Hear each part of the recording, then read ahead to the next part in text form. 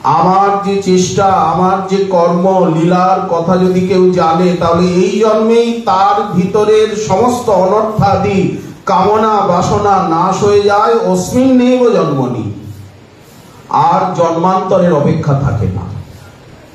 কবে আবার জন্ম নেব, আবার ভজন আরম্ভ করব? জন্ম নিলেই কি ভজন আরম্ভ হয়? সবাই কি আর প্রহ্লাদ যে মায়ের পেটেই ভজন করবে? এ হয় না। কবে আবার জ্ঞান হবে? কিশোর অবস্থা, কিশোর অবস্থার আগে জ্ঞান হয় না ঠিক ঠিক। যুবাবস্থার আগে শরীরের সম্পূর্ণ ক্ষমতা আসে না। আমাকে আবার অতদিন অপেক্ষা করতে হবে। বলেন ওসব হবে না।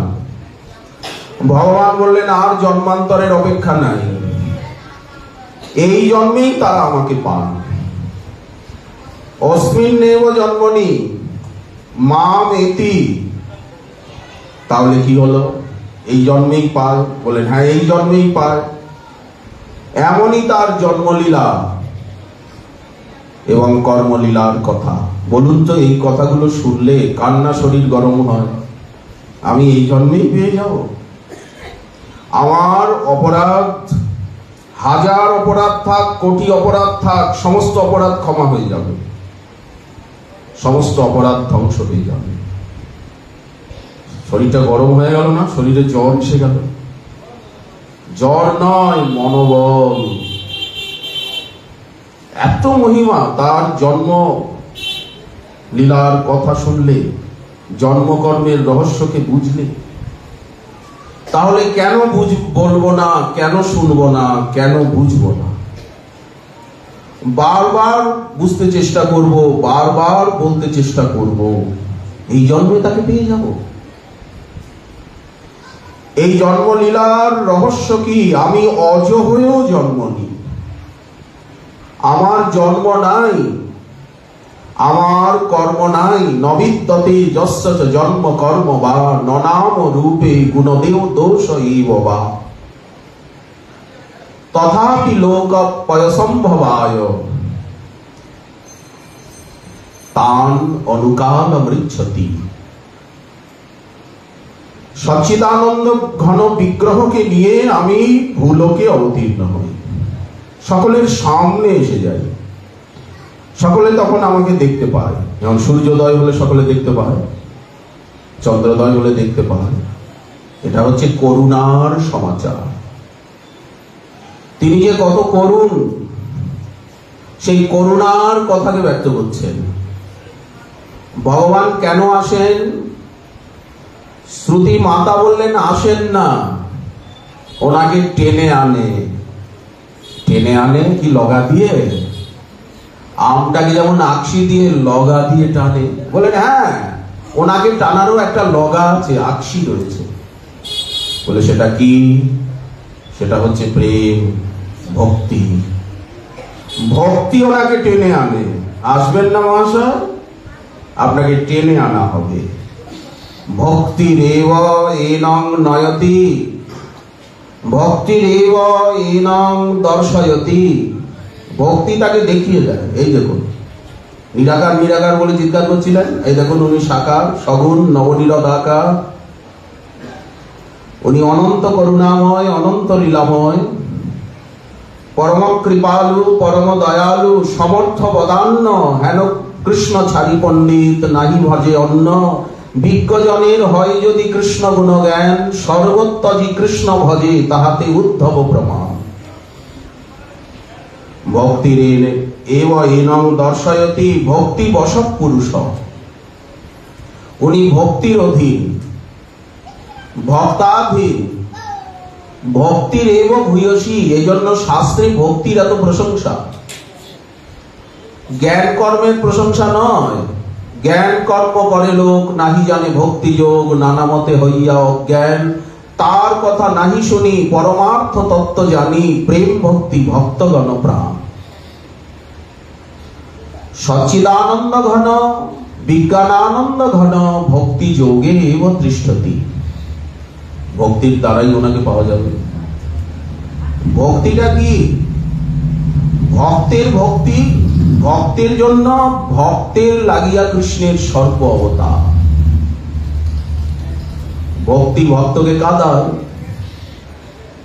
ভক্তি ভক্তকে হাসায়, ভক্তি ভক্তকে নাচায়। হাসি কাঁদি নাচি গাই যেন মদমত্ত। তখন ভগবান আর স্থির থাকতে পারেন না। ভক্তি মানুষকে চর্মচক্ষুতেই দেখিয়ে দেয়, চর্মচক্ষেই ভগবানকে দেখা যায়। বলেন এই চোখে কি করে দেখা যায়? অর্জুনকে তো দিব্য দৃষ্টি দিলেন, বলেন ভক্তি এলেই তো দিব্য দৃষ্টি এসে গেল। ভগবানের সেই বিগ্রহ, ভগবানের সেই চিন্ময় লীলা ভক্তি রঞ্জিত নয়নে দেখা যায়, আজও দেখা যায়। যার মধ্যে যতটুকু ভক্তি এসেছে তিনি আজও সেই লীলাকে দেখছেন। যার মধ্যে যতটুকু ভক্তির সুকিরণ, সুচন্দ্র কিরণে করুণাস, যার ভিতরে যতটুকু পরিমাণে ভক্তি এসেছে, ভক্তি হচ্ছে লাদিনী শক্তির সার, সম্বিত শক্তির সার। অতএব লাদিনী শক্তির সার, সম্বিত শক্তির সার যতটুকু পরিমাণে শ্রবণ কীর্তনের দ্বারে হৃদয়ে এসেছে, তিনি ততটুকু দেখছেন, ততটুকু বুঝছেন, ততটুকু পেয়েছেন। উনি সচ্চিদানন্দ ঘন, আর আমাদের ইন্দ্রিয়গুলি জড়, আলো এবং আধারের মতো বিপরীত। উনি সচ্চিদানন্দ ঘন তত্ত্ব, আর একদিকে জড় পদার্থ। তাহলে আমাদের দেহ, ইন্দ্রিয়, মন, বুদ্ধি সব জড়, মায়ার দান, আর উনি সচ্চিদানন্দ ঘন বস্তু, বিপরীত ধর্মী। চর্মচক্ষে কি করে দর্শন পেলেন, কি করে দর্শন হলো? বলেন এই যে উনি জন্মদিনে আসছেন, বিশ্বের মানুষ তো দেখলো, সবাই দেখতে পেল তো। বলেন যার প্রেম আছে তিনি নয় দেখলেন, প্রেমিক দেখে, এটা মেনে নেওয়া যায়। কিন্তু যার প্রেম নেই তারা কি করে দেখলো? কংসের তো প্রেম ছিল না, পুতনার প্রেম ছিল না, পুতনা কি করে দেখলো? অঘাসুর, বকাসুর, তৃণাবর্ত কি করে দেখলো? কেশী, দানব, অরিষ্টাসুর কি করে দেখলো? বৃষজল পয়াত, ব্যাল রাক্ষসাত, বর্ষ মারুতাত, বৈদ্যুতানলাত, বৃষময়াত মজাত, বিশ্বত ভয়াত, ঋষভতি বয়ং রক্ষিতা মোহ। কি করে চানুর মুষ্টিক দেখলো? ওনার শরীরের সঙ্গে শরীর ঘষলো, কুস্তি লড়াই হচ্ছে, মল্লক্রীড়া হচ্ছে, অঙ্গে অঙ্গ বিমর্দিত হচ্ছে, কুস্তি লড়ছেন। কি করে দেখলো তারা? যাদের প্রেম আছে তারা নয় দেখলো, যাদের প্রেম নাই, কই পুতনার তো প্রেম ছিল না, তাহলে পুতনা কি করে কোলে নিয়ে নাচালো? কোলে নিয়ে নাচাচ্ছে, আদর করছে, চুমু খাচ্ছে, নিজের বক্ষ বসনাঞ্চলের তলায় নিয়ে গোবিন্দের মুখে নিজের বক্ষজ দিয়ে দিল, কুজবৃন্ত দিয়ে দিল, পুতনা স্তন্যপান করছেন গোবিন্দ। এটা কি করে সম্ভব হলো? বলেন এটা করুণা, পুরো লীলাটাই তো করুণা। অতএব যাদের প্রেম আছে তারাও দেখতে পেল, যাদের প্রেম নেই তারাও দেখতে পেল। শুধু দেখতে পাওয়া, আরে শ্রীকৃষ্ণের স্পর্শ পেল, পুতনা স্পর্শ পেল। তৃণাবর্ত উড়িয়ে নিয়ে গেল, তৃণাবর্তের গলায় উনি ঝুললেন পদকের মতো, নেকলেসের মতো। এগুলো কি করে সম্ভব হলো? কুরুক্ষেত্রের রণাঙ্গনে সবাই দেখলো। বলেন এটা করুণায়। জরাসন্ধ বারবার 23 অক্ষৌহিনী সেনা নিয়ে 17 বার আক্রমণ করলো, সবাই দেখছে, সেনারা বিহারের থেকে আসছে, মগধ দেশের থেকে। তাহলে এরা তো লড়াই ঝগড়া করতে আসছে কৃষ্ণের সঙ্গে। দেখলো কি করে কৃষ্ণ বলরামকে? বলেন করুণায় দেখলো। ভগবত করুণায় হয় না এমন বস্তু জগতে কিছু নাই। সবার উপরে করুণাকে রাখা হয়েছে। ভগবানের উপরে কেউ আছে? বলেন করুণা দেবী আছে। করুণায় হয় না, কৃপায় হয় না, ভক্তিতে হয় না, বলেন এমন কিছু নাই। করুণায় উনি এইরকম লীলা করছেন। করুণায় পুতনার কোলে গেলেন, করুণায় অঘাসুরের পেটে গেলেন, করুণায় তৃণাবর্তের গলায় ঝুললেন, করুণায় তিনি রঙ্গমঞ্চে মথুরায় চানুর মুষ্টিকের সঙ্গে লড়লেন, করুণায় কাল যবনে আগে আগে দৌড়ালেন, মুচুকুন্দকে দয়া করলেন, করুণায় বারবার জরাসন্ধকে ছেড়ে দিলেন 23 অক্ষৌহিনী সেনাগুলোকে নষ্ট করে করে, করুণায় সারথি হলেন কুরুক্ষেত্রের সমরাঙ্গনে, জং নিরীক্ষ হতাগতা স্বরূপম। ওনাকে দেখে যারা যারা প্রাণ ত্যাগ করলো তারা মুক্তি পেয়ে গেল, সাজুজ্য মুক্তি, মুনিগণ বাঞ্ছিত। করুণায় জরাব্যাধির বানটাকে চরণে নিলেন, করুণায় তিনি ছলনা করে যদুবংশকে ধ্বংস করলেন, আত্মগোপন করলেন, করুণায় ভাগবতরূপী মহাসাগরে প্রবেশ করে গেলেন কৃষ্ণচন্দ্রমা, করুণায় আজ ভাগবত রূপে অবতীর্ণ হলেন, ভাগবত রূপে কৃষ্ণ অবতার। করুণায় আমরা মনুষ্য দেহ পেয়েছি। আমরা যখন অন্যান্য জনিতে ছিলাম এমন কোন সৎকর্ম করিনি, সুকৃতি করিনি যে ভারতবর্ষে মানুষ হয়ে জন্মাতে পারি। করুণা করে উনি ভারতবর্ষে মনুষ্য জন্ম দিয়েছেন। করুণায় আমরা গুরু বৈষ্ণবকে পেয়েছি, করুণায় তার কথা, তার নাম, তার ধামকে আমরা পেয়েছি, করুণায় তাকে বিগ্রহ রূপে পেয়েছি। আমরা যেন গলগ্রহ নিগ্রহ বলে মনে না করি, তোমায় সাক্ষাৎ বিগ্রহ রূপে পেয়েছি, নাম রূপে পেয়েছি, গুরু রূপে পেয়েছি, গ্রন্থ রূপে পেয়েছি, মন্ত্র রূপে পেয়েছি, ধাম রূপে পেয়েছি, তোমাকে অন্তর্যামী রূপে পেয়েছি। অতএব তোমাকে বিগ্রহ রূপে পেয়েছি, তোমার সেবা পেয়েছি। এইগুলোকে যদি পেয়েছি বলে অনুভব করতে পারি, এর মূল্যায়ন করতে পারি, তাহলে তোমাকে যদি এখন কিছু বাকি থাকে বলেন বাকিটাও এই জন্মেই পেয়ে যাব, যদি মন দিয়ে বুঝতে চেষ্টা করি। শুকমুনি বর্ণনা করছে যে ভাগবতে ভগবান শ্রীকৃষ্ণ দেবকীর গর্ভে কংসের কারাগারে অবতীর্ণ হলেন। ভাগবতের বর্ণনাতে তো এই পাওয়া গেল। যখন অবতীর্ণ হলেন তখন চতুর্ভুজ বালক, শঙ্খচক্র গদা পদ্ম, তারা স্তব স্তুতি আরম্ভ করলেন, প্রণাম করছেন। ভগবান দেখলেন আরে এই যে স্তব স্তুতি করছে, এতে তো আমার আনন্দ নেই। আমাকে যদি কেউ স্তব স্তুতি করে তাহলে তো আমি এত আনন্দ পাই না। আমারে তো বড় ভাবে আর আপনারে হীন, তার প্রেমে বশ আমি, কিন্তু না হই অধীন। আমি তো এখানে অধীন হতে পারছি না। আমাকে তো যে যে ভক্ত ভজে যেই ভাবে তারই শেষে ভাবে ভজি এমন স্বভাবে। আপনারই বড় মানে আমারই সমহীন, সর্বভাবে আমি হই তাহার অধীন। আমার তো এখানে আনন্দ হচ্ছে না, কারণ বাবা মা আমাকে প্রণাম করছে কেন? বাবা মা আমাকে, পিতা মাতা আমাকে স্তুতি করছে কেন? আমার মাতা পিতা তারা আমায় স্নেহ করবে, পুত্র স্নেহ, কৃপা করে পুত্র স্নেহটি জাগালেন। দেবকী বসুদেবের তত্ত্বজ্ঞানের উপরে আবরণ এনে তাদের বুকে পুত্র স্নেহ, ভালোবাসাটা জাগিয়ে দিলেন। তাকে তো ভালোবাসতে হবে। ভালোবাসাটা বড় না স্তব স্তুতিটা বড়? সম্মান করাটা বড়। সম্মান করলে বেশি আনন্দ হয়, স্তব স্তুতি করলে আরে পেন নামের জ্বালায় অস্থির, আর পেন নাম করতে হবে না মহাশয়। খোঁজ নেন না, খবর নেন না, বেঁচে আছি কি, খেয়েছি কি খাই নাই, কোন আনুকূল্যাভিলাষ নেই, সৌহার্দ্যাভিলাষ নেই, ভালোবাসার মনোবৃত্তি নেই, খালি পেন নাম। আরে পেন নাম করবেন না, তোমার সাথে বিরক্ত। তো ভগবান তিনি ভালোবাসা জাগিয়ে দিলেন, পুত্র স্নেহটা জাগিয়ে দিলেন। আপনাকে কেউ যদি শুকনো পেন নাম করে বিরক্ত করে, আপনি তখন অস্থির হন, আরে মহাশয় খবর নেন না, কেমন আছি না আছি দুটা কথা বলেন না, পেন নাম করে বিরক্ত করছেন।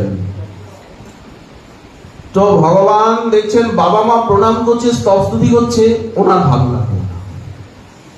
উনি অন্তরে পুত্রের প্রতি যে ভালোবাসা, স্নেহ, সেই ভালোবাসাটাকে জাগিয়ে দিলেন।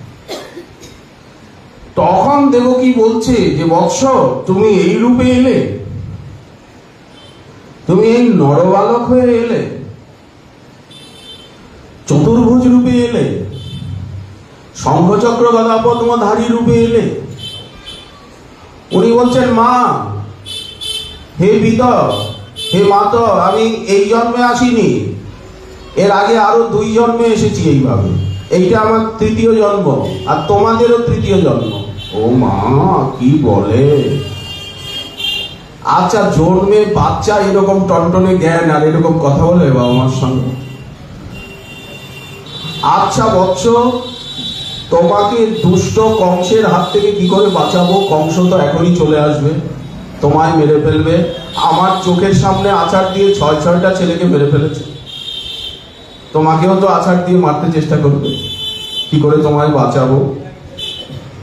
তোমাকে তো গোপন করা যাবে না, তোমার শরীরে এত ছটা, এত জ্যোতি, অঙ্গকান্তি, সারা কংস কারাগার নীল হয়ে গেছে, যেন কারাগারের ভিতরে নীল সূর্য। দেবকী ভাবছেন এতক্ষণ কারারক্ষীরা দেখে নিয়েছে, কংসের কাছে খবর দিয়েছে, এক্ষুনি কংস এসে গেল, এক্ষুনি আমার হাত থেকে ছিনিয়ে নিয়ে আছাড় দিয়ে মেরে ফেলবে পাথর, এই কারাগারের দেওয়ালেই আছাড় দিয়ে মারবে, তর সইবে না। কি করে একে গোপন করব, কি করে লোকাবো? এই দেখুন, এসে গেল প্রেম। প্রথমে ছিল তত্ত্বজ্ঞান, গোবিন্দ কৃপা করে বুকের ভিতরে পুত্র স্নেহ জাগিয়ে দিলেন।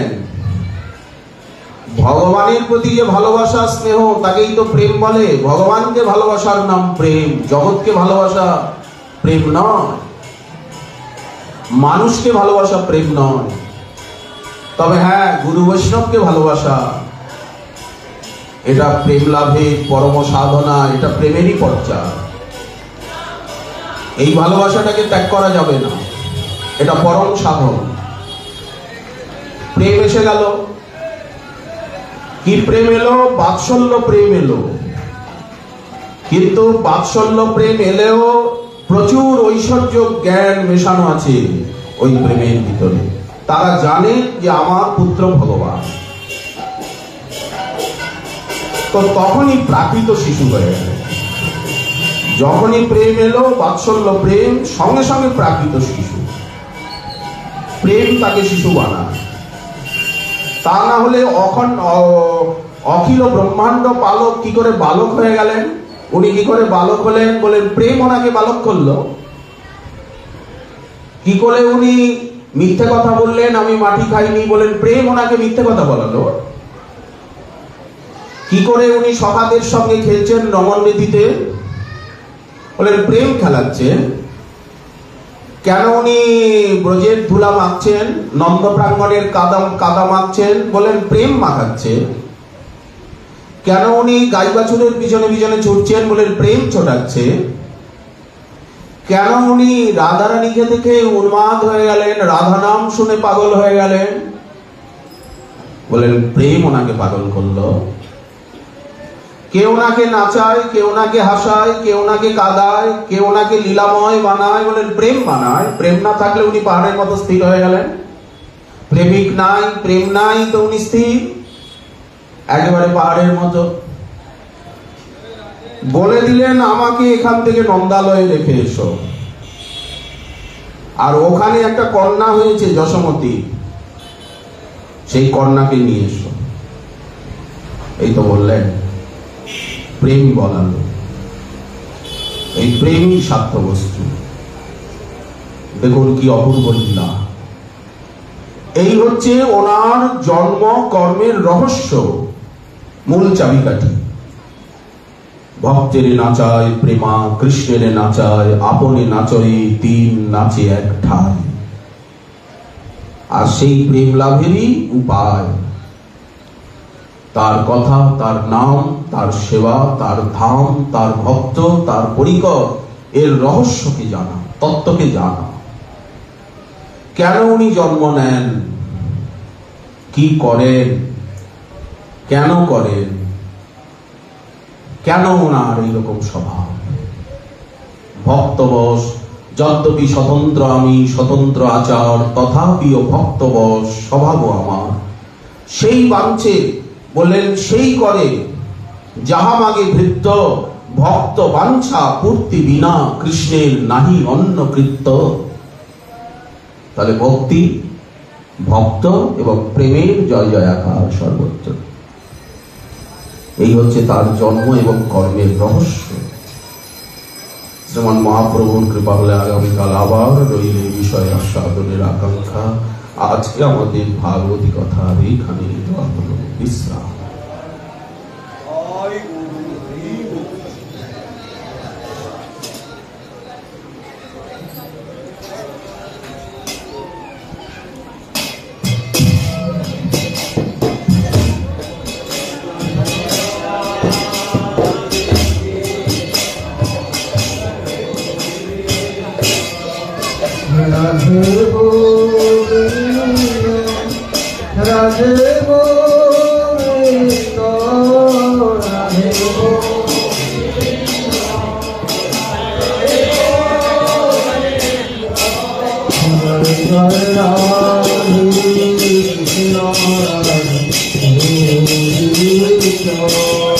Hare